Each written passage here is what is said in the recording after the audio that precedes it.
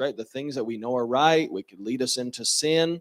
It could put us in positions where we are, being taken advantage of by people. And it's because we don't want to experience rejection again. Good. And so what was the answer? What did we talk about as the answer to this? Aileen?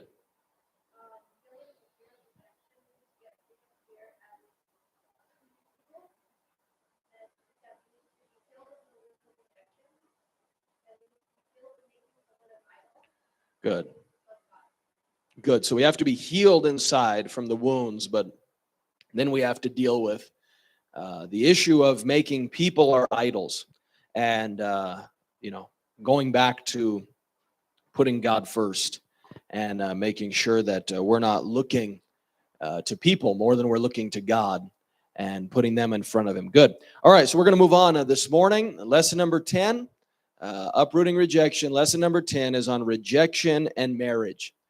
Rejection and marriage.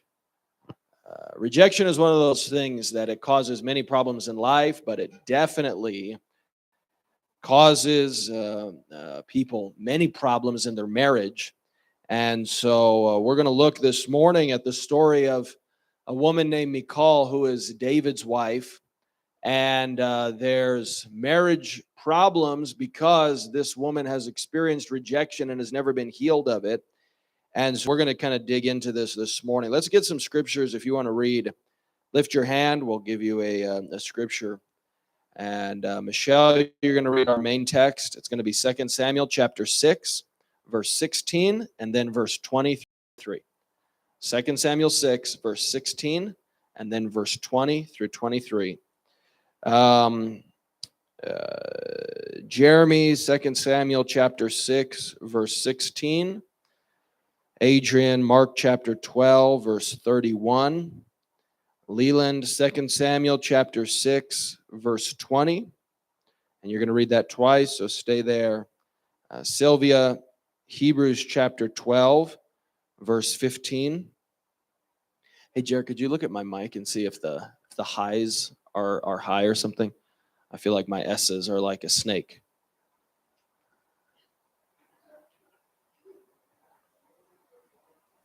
All right. Anybody else want to read? Saravina, Titus chapter 1, verse 15. And then Aileen, 1 Samuel 18, verse 20. Crusita, Proverbs 14, verse 1. Proverbs 14, verse 1. Or maybe it's the gain. I don't know. Do I still sound like a snake?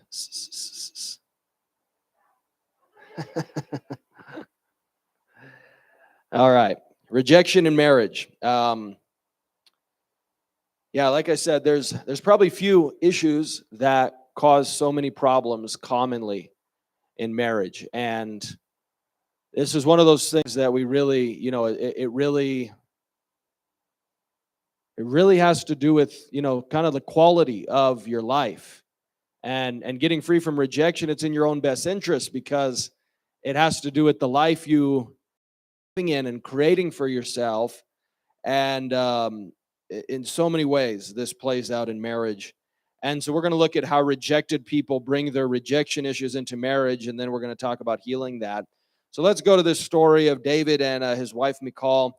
2 Samuel chapter 6, verse 16, and then verse 20 through 23. Michelle, go ahead and read that for us.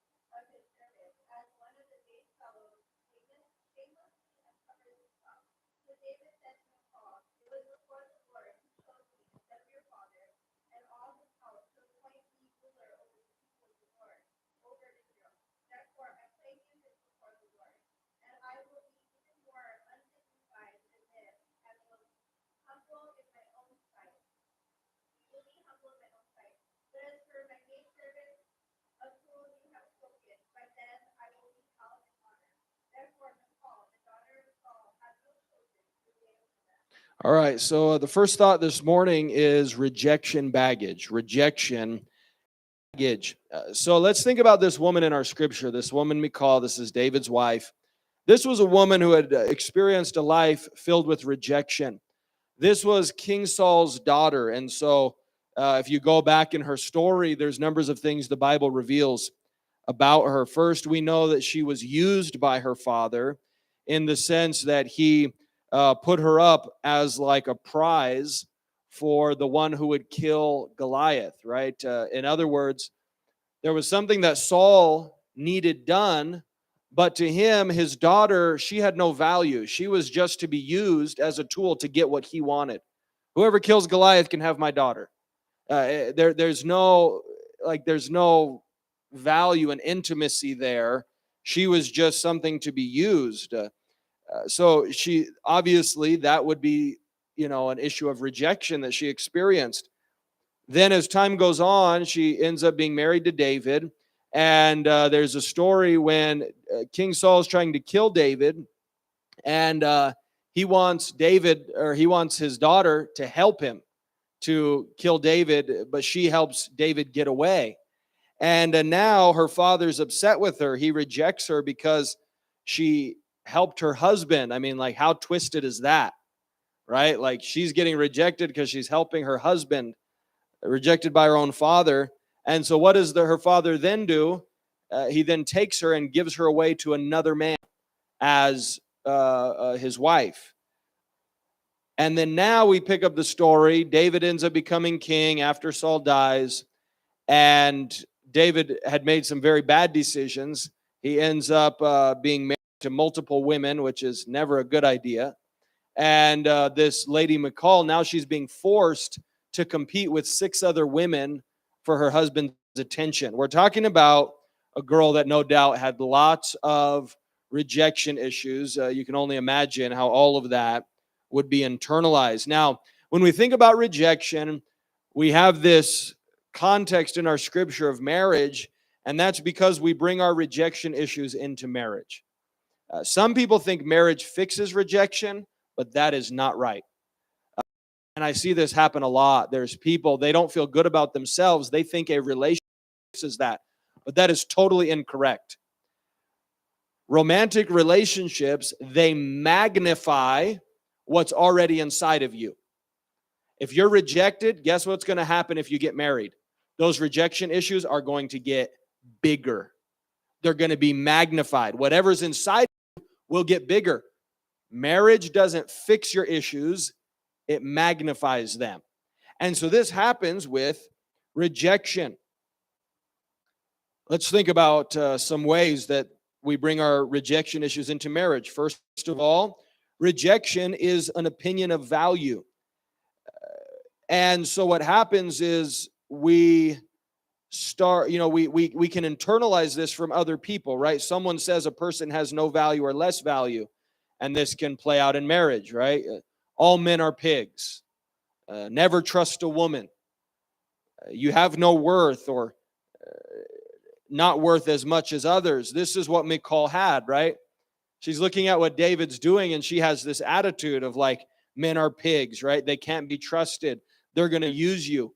Now, why did she have that opinion? Well, because that's what had happened to her, right? Her father did that, and so now she has this built into her, and so now the way she's relating to her husband is like, I have no worth to my husband. And so there's this fear as she sees what her husband's doing, but it's all related to this issue of rejection. 2 Samuel 6, verse 16.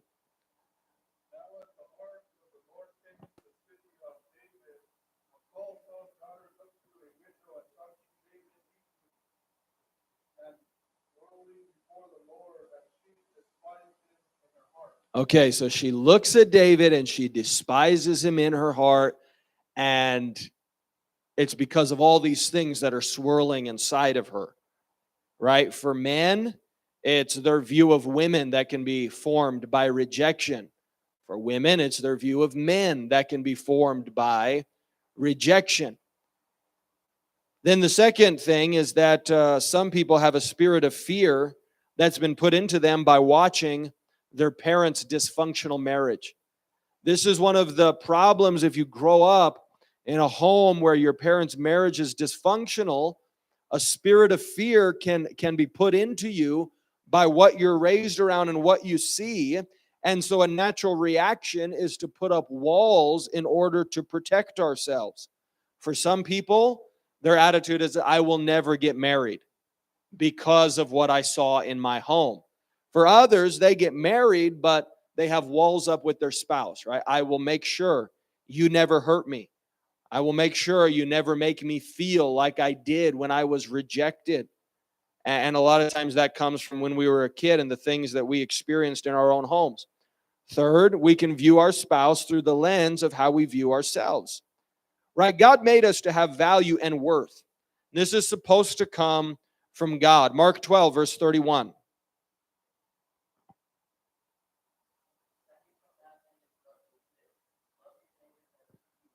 Okay, as you love yourself. So, if you don't love yourself, now we're talking about in a healthy way, right? Not standing in front of the mirror for hours.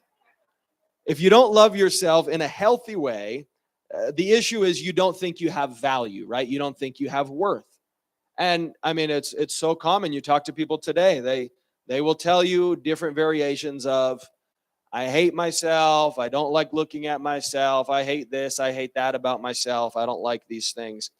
And so the problem is, then in the context of marriage, it's very difficult to handle when someone loves you more than you love yourself. That's a hard thing for us to deal with, right? Then your spouse is like, I love you, but internally you feel like, why? Like, I don't love me. And so that causes this internal conflict inside of us. And so what happens for many rejected people that have not been healed from rejection is they will actually try and sabotage their own love relationship. And how many know the easiest way to do that is to pick a fight? They sabotage by picking a fight, and the issue is rejection. Let's look at 2 Samuel 6, verse 20 again.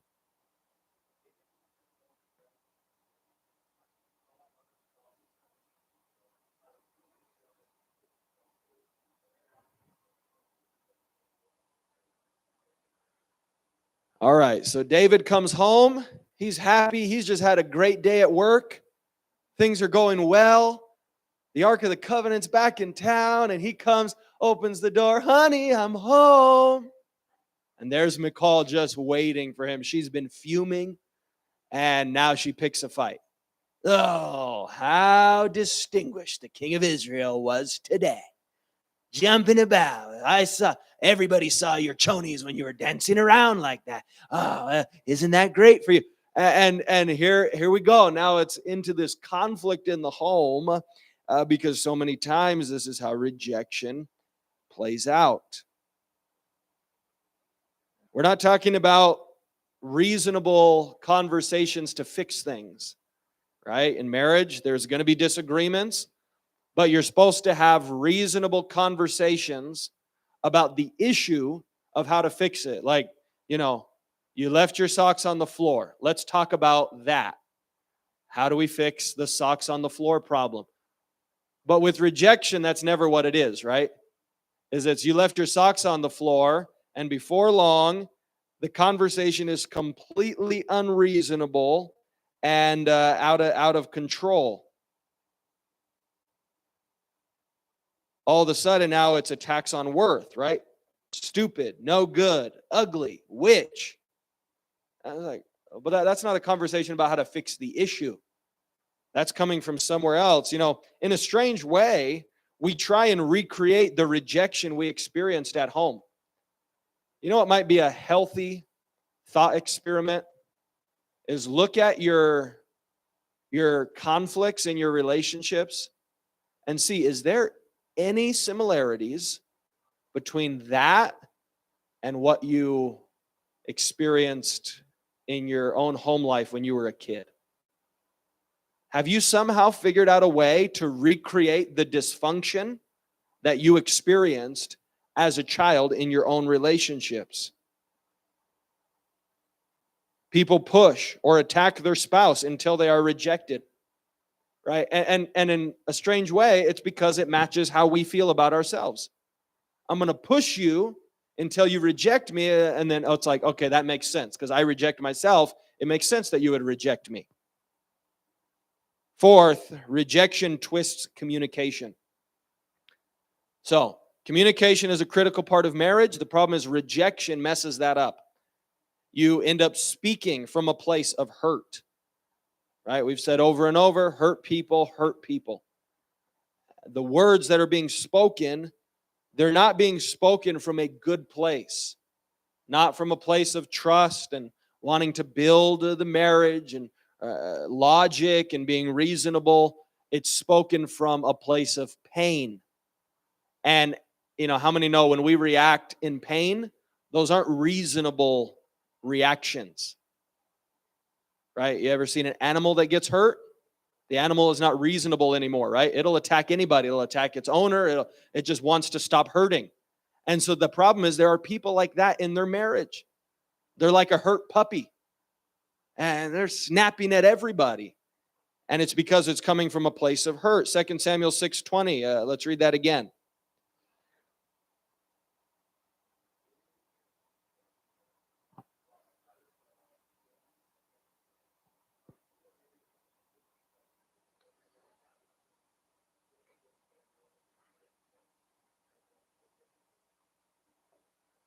Okay, so she's not talking from a place of logic and trust and love.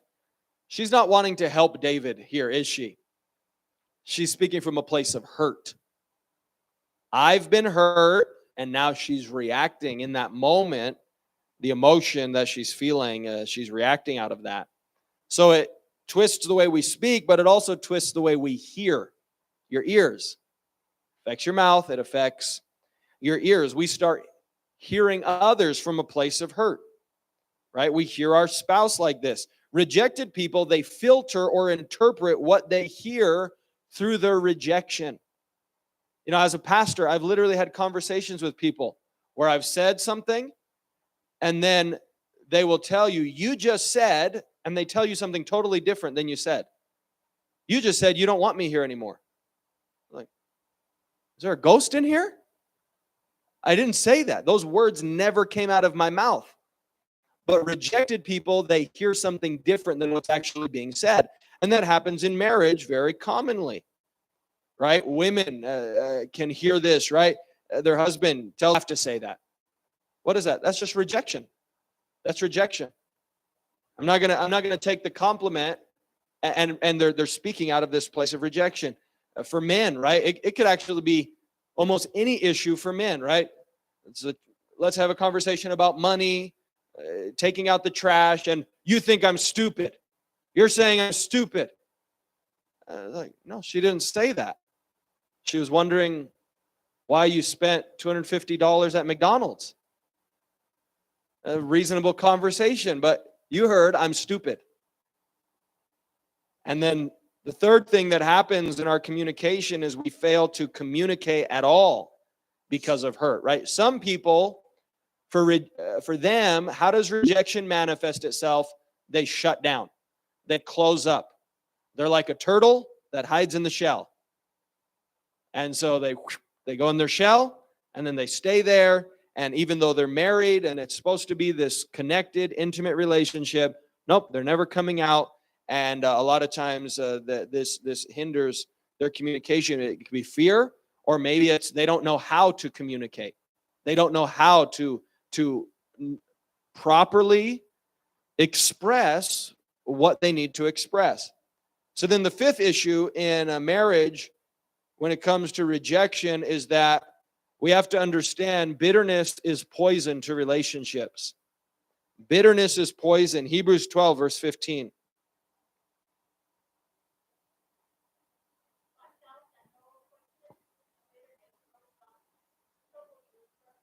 Okay, so bitterness is many times connected to rejection.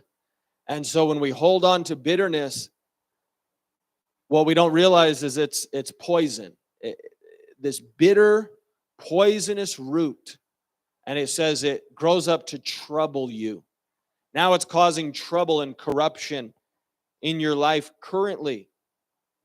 This is an important lesson. You cannot have healthy relationships while you're bitter. It's not going to work. A common reaction that we have is to hold on to anger and violations toward those who rejected us, and then we bring our bitterness into new relationships. And the result is it corrupts. It ruins the relationship, right? There's people. You might not actually be fighting the one you're fighting with, right? Michal's fighting David. Who's she really fighting? Dad. She's really fighting King Saul. All that rejection, the bitterness that she's holding on to, the way he used her and treated her. Now she's looking at David and she's fighting, but it's like, that's not who you're really fighting. You're fighting this guy who's dead. You're fighting a dead man, but you look at your husband and that's kind of what you're seeing. As we're dealing with marriage, right? All of a sudden it's like this feeling, that's just like my dad. Or that's like my ex-wife or ex-husband, or, some past issue of rejection. We're now mirroring that in our current relationship, and that's poisonous. Okay, so let's open up there. Rejection baggage. Questions or comments before we move on? Jer.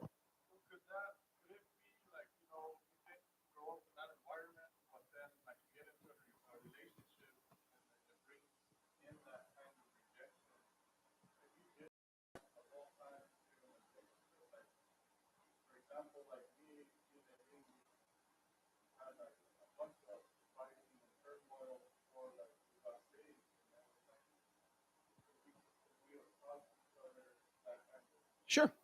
Yeah. So, rejection isn't only in the home when we're kids, right? Like we talked about, it's one of the most common places that people experience it, but it's not the only place, right? There's people, it's in our relationships over time, right? The challenge of relationships over time is you have to process life and hurts and violations, because that's part of relationships. And of course, there's varying degrees of severity, but what did Jesus say? It's impossible, but that offenses would come. In other words, you're not going to get through life without getting violated. It's going to happen. A lot of us, we kind of have this naive idea of life that somehow there's people that just float through life and nobody ever does them wrong. That's just not reality. And being, marriage is one of those things, right? It's like for life, okay, that means we're talking about years and years and years of two people that are battling their own selfishness and flesh and sinful human nature and bad days and problems and the darkest moments and seasons of life. And through all of that, there's going to be problems, there's going to be violations, and then of course add into it, right? If we were married before we got saved, then of course there's really going to be some things there. So yeah, we can bring that stuff along with us through marriage. Yep, that's true. Go ahead.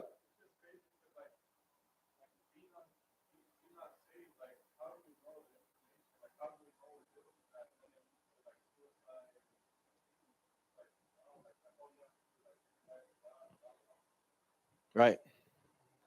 That's why evangelism is so important, right? Because you look back at yourself and you're like, oh my gosh, I didn't know. But there's thousands of people out there, they're in the same boat, and they just need someone to tell them about Christ. Yep. Who else? Is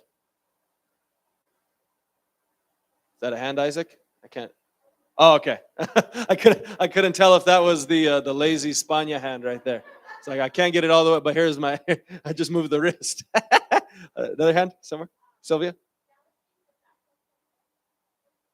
Commonly, yeah. I don't think it's the only root of it, right?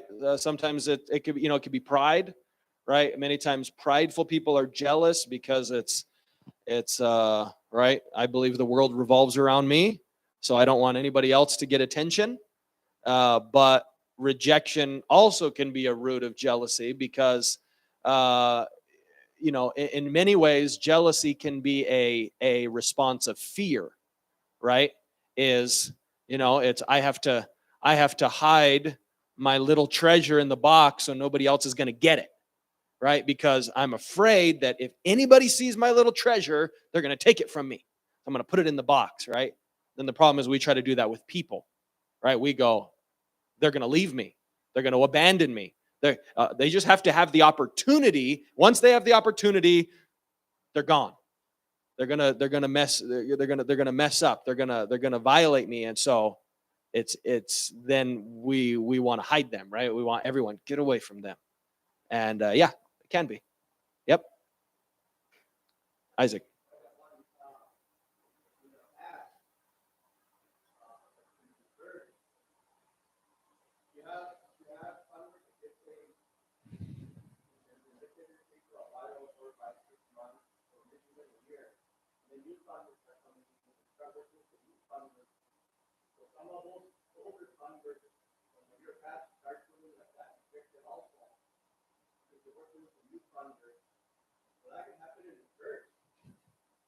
Yeah.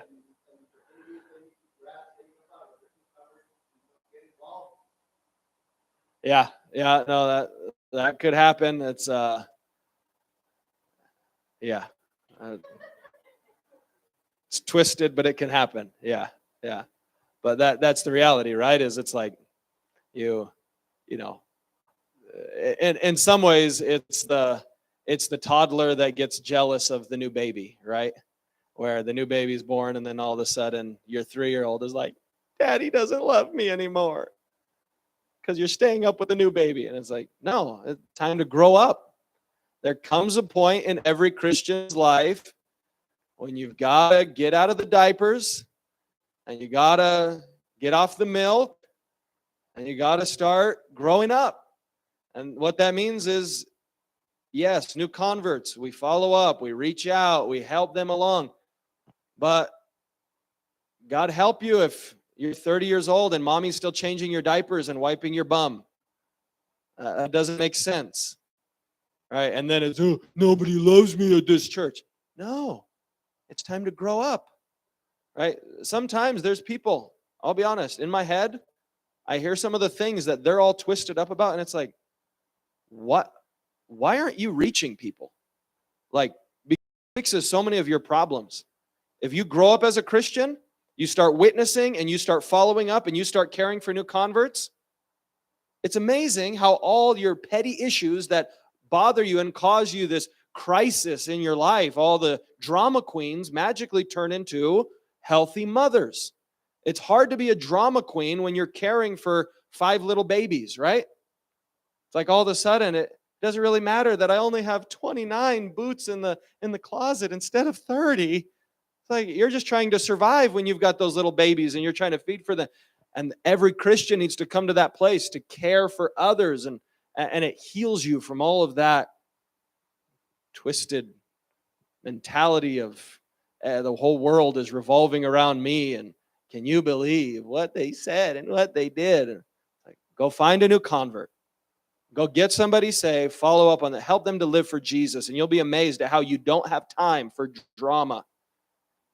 And some people, I don't understand how they have time for all the drama. It's like, God, I mean, get a hobby, read your Bible. I mean, I don't know how you have time for that, to always be having some issue of drama. Anyways, thank you for giving me the excuse to talk about that. Let's talk about rejection damage. Rejection damage. Look at how rejection affects your marriage. First, it affects your viewpoint.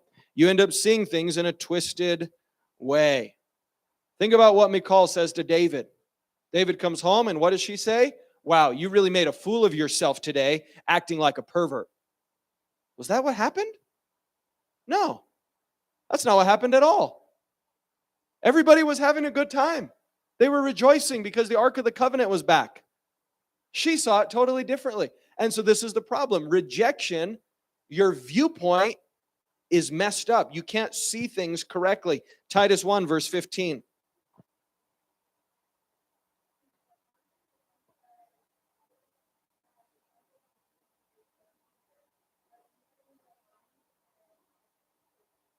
Unto them that are defiled and unbelieving, nothing is pure. In other words, everything they see is filtered by their own heart issue. Right? There's people, You can't enjoy what's good because you can only see what's wrong. You can't see what someone is doing right. I've asked people before, tell me something good about your spouse. Nothing. Really? There's not a single good quality. Like, you're telling me that this is basically Lucifer in the flesh. It can't be true, right? But you know what the real issue is? Rejection changes your viewpoint. And now you see everything. Oh, I know why they did that.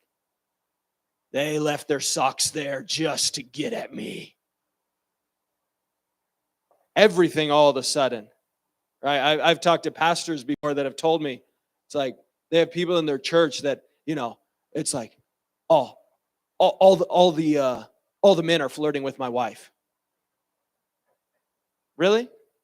Like, you come to church and you think all the men are, come on, dude. What planet are you living on? I see all the women at church look at you.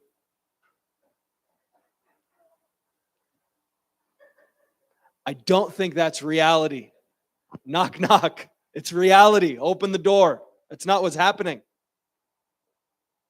The second thing is rejection kills love. You know what the tragedy of this woman's life is? Love that died. There was a time that she was in love with David. 1 Samuel 18, verse 20.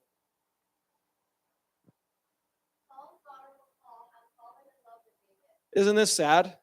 That this woman who had fallen in love with David, now she's become this bitter, resentful lady that despises him. And, what's really amazing is, like, there was probably a time when she imagined, this, oh, David, one day he's going to be king. And now he is, and she hates him. She despises this man that she had fallen in love with, She had fallen in love with him at one time, but then her rejection issues cause her to attack. And then she tears down her love. Right? This is the twisted part of rejection. You attack and tear down the very love that you want. And that doesn't make sense. Proverbs 14, verse 1.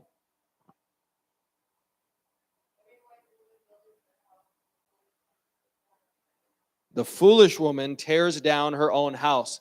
I mean, isn't this one of the most confusing things in life? Is you'll have people that they tear down where they're living. Right? Like, they're going to bomb the place that they live. And this happens in marriage, right? There's people, it's like, we're in a fight, so out comes the nuclear bomb, right? I won. And it's like, no, but now you have radiation poisoning because you bombed yourself. Like you blew everything up, but you have to live there. You won, but everybody's dead. That means your life now stinks. The foolish woman tears down her. Where are you going to live if you tear down your own house? That doesn't make sense, but that's what rejection does. You'll have people, they'll tell you, we're not in love anymore. How many know that doesn't just happen? It doesn't just happen. That is the result of bad decisions. We attack, we recreate the pain from our past. We fail to give the love that's needed because rejection is dominating our life. We strangle love to death. It's trying to live, but love can't breathe because of what we're doing. Let's get some more scriptures. If you want to read, lift your hand. We'll give you a scripture. Aileen, Matthew 18:35. Leland, Mark chapter 11, verse 24 and 25. Saravina, 2 Samuel 6, verse 23. Jeremy, Job chapter 42, verse 10. Sylvia, Psalm 8, verse 4 and 5. Adrian, Psalm 139, verse 14. And that'll take us to the end.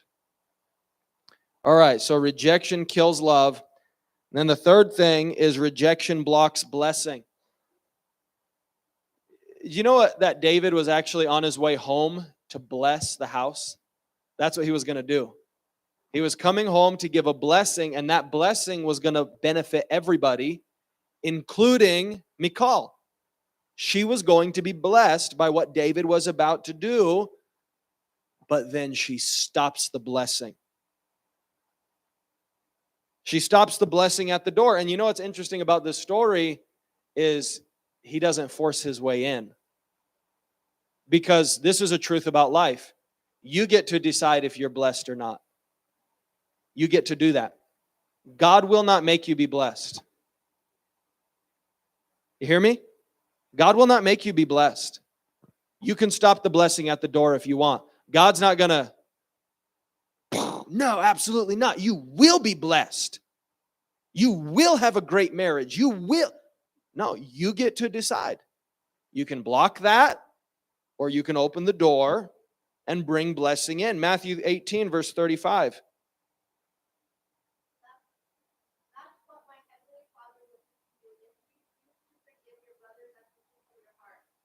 Okay, so here's the parable of the unforgiving servant.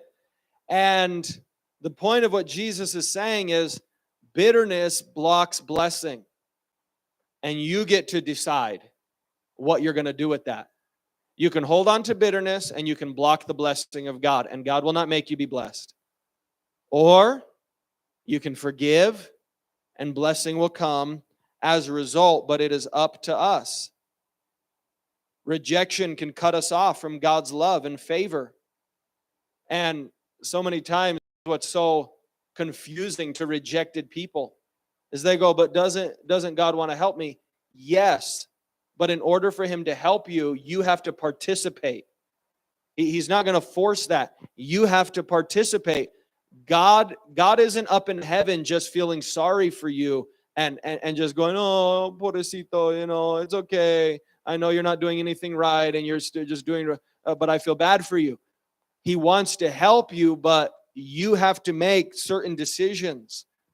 A lot of times this is the key to unanswered prayer, right? The Bible actually says that our prayers are hindered when we won't forgive. Mark 11, verse 24 and 25.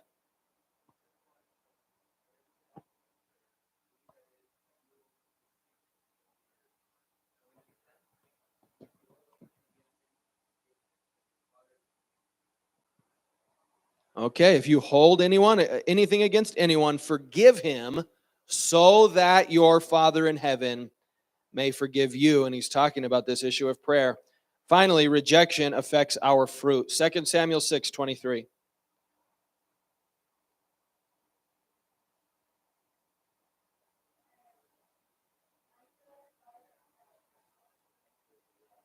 Okay, and this is the result of what happens here. Her fruitfulness is affected. This could be spiritual, right? So spiritual fruitfulness, converts, being able to get people saved and the last can be affected by this, but it can also be physical, right? Our children.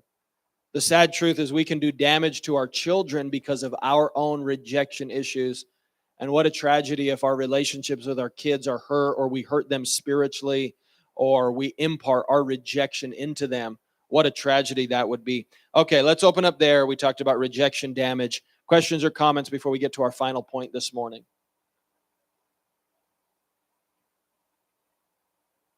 Something you want to ask or add?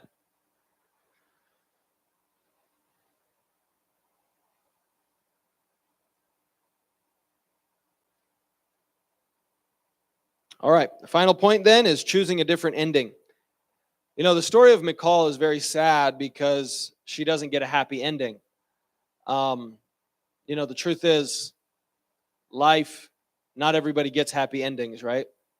And that's not because God is mean, it's because people have free will. You get to write your own story. You get to decide how the story ends. She was never healed of bitterness, and she dies barren. But you know who's a contrast to Michal in this story? It's actually David. David was a man who had also been rejected and violated. Think about David's life. He was despised by his own father. Remember when Samuel's looking for a king, right? Do you have any sons that could be king? No, just David. Like, his own father thinks of him so low, right? He's only good to watch the sheep. He's not good enough to be king. He's falsely accused by his own brother. When he fights Goliath, King Saul, totally ungrateful that he risked his own life. He serves Saul faithfully. And Saul betrays him and tries to kill him. He's slandered. He's plotted against. He's attacked. He even ends up being forcefully separated from his wife, and his wife is given to another. Here's a man who had experienced his fair share of rejection and violation, but his story ends very different than Michal's. And this is one of the amazing truths about life. You can have people with the same circumstances who get totally different outcomes, right? I've seen people both from broken homes, and they end up getting totally different circumstances. People that have been violated, betrayed, hurt. Same circumstance, but in the long run, their lives end up very different. And the reason is because of the choices they make. Whereas one is made bitter, twisted, and imprisoned, another is made better, and it becomes the basis of future blessing in their life. And it has to do with the choices we make over time about rejection. So let's think about the different choices that David makes that were different than Michal. First, he brought the violations of life to God. You're going to have a real relationship with God where you can go to Him with what you've been through. That is where you take your violations. You don't need to post it on Twitter and on your Facebook. You don't need to go and gossip about it to everybody in church. Let me tell you all my deep, dark secrets, all the terrible things that have happened to me. You know, sometimes there's people that come to me as a pastor, and they don't actually want a pastor. They just want somebody that they can vent to. Let me tell you all the bad things. And it's like, you listen for a while, and you're like, okay, so what's the question? Oh, no question. Oh, you just wanted to come and complain, right? You thought I was here so you could come and complain. You don't want a pastor. You're just looking for somebody to listen to all of your garbage that you're carrying around with you. Can I tell you that the person you're supposed to go to is God? God. It's not healthy if you dump all your garbage on people, right? Some of you need to learn this about relationships.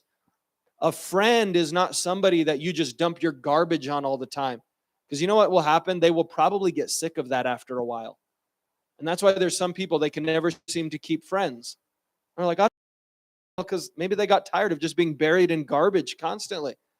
And I'm not people you open up to from time to time. What I'm saying is, at the end of the day, your ultimate source needs to be God. You go to Him with those violations and with those problems. You know, think about David. He writes the book of Psalms. Many of the Psalms are written by David.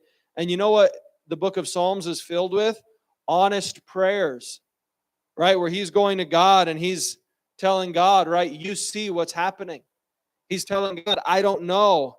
You can read in Psalms as David forgives. And he chooses, I'm going to let it go. I'm not going to stay in this place. You have to choose that. You have to leave things with God. You have to go to God and cry out to Him to help you to change how you feel about what's happened. Job 42, verse 10.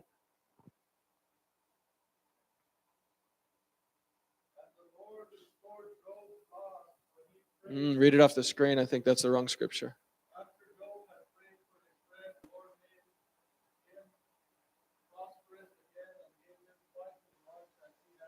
Okay, after Job had prayed for his friends, after he forgave, then things changed. The second thing is David found his true value in God.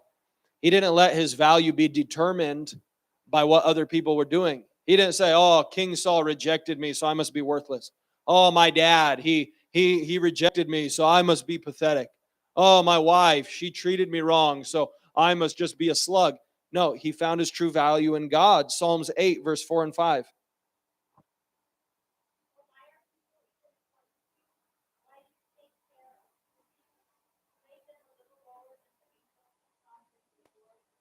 Okay, so think about David gets this revelation. He says, man, God, He values me. He made me a little lower than the angels, crowned me with glory and honor. He chooses to find his value in who God is. Psalm 139, verse 14.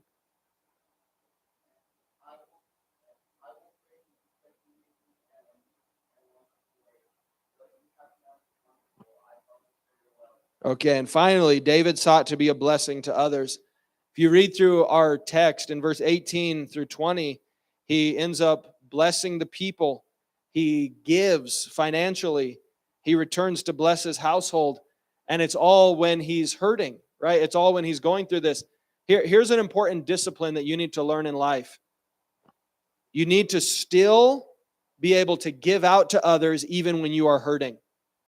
Right? There's some people, they think their pain is an excuse to shut down everything in life. Oh, I can't do anything now. Because I'm hurting. No, it's an important discipline. It's going to help you to heal if you will learn to give out even when you're hurting. You know, my pastor told me something years ago that I've never forgotten. And what he told me was, he said, Tim, sometimes you're going to have to minister when you're dying inside. And I've learned that because, you know, sadly, I've now been doing this long enough where I've lived that.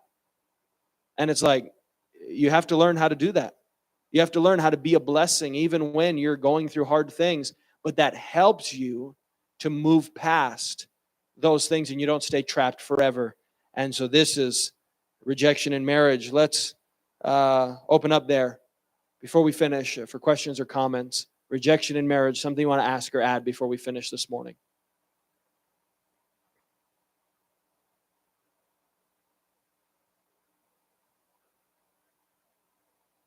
Stella?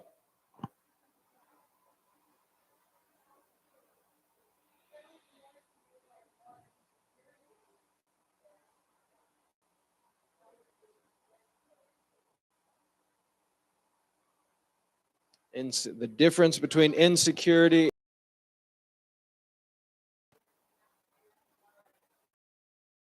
They're closely related.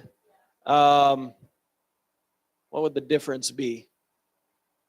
I would say in some ways, rejection is probably the broader issue, and insecurity is maybe a little more narrowly defined.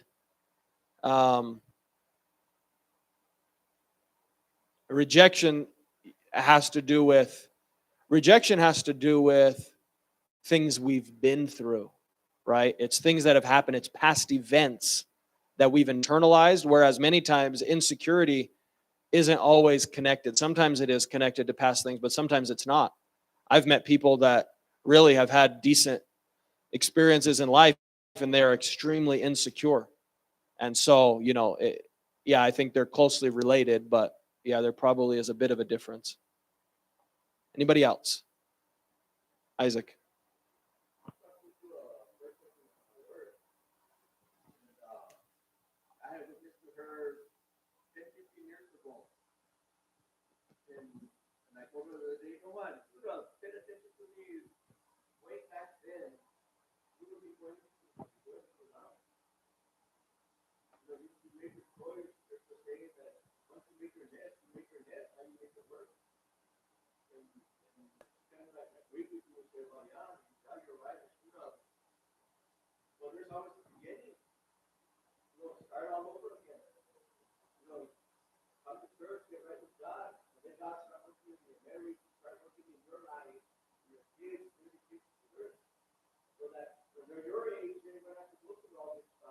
Right.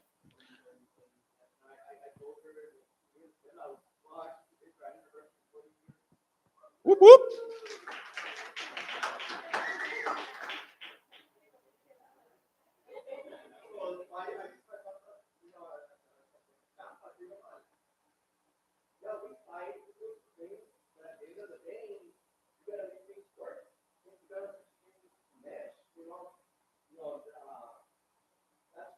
Yeah. Right. Yeah. What you're describing is you're describing the critical step of taking responsibility for your life. And this is actually what many times people with rejection, what they don't want to do is take responsibility for changing things. They would rather go, oh, poor me, look at how bad things are. And then you go, well, why don't you? Because of what I've been through. Look at what I've been through. I can't do anything for myself now. And they never get free because of that, right? You're describing the critical step of you have to take responsibility. You still have to do right, regardless of what you've been through, if you're going to be healed. And that's critical. Yeah, very good. All right, we're going to finish there. Church at 10:30.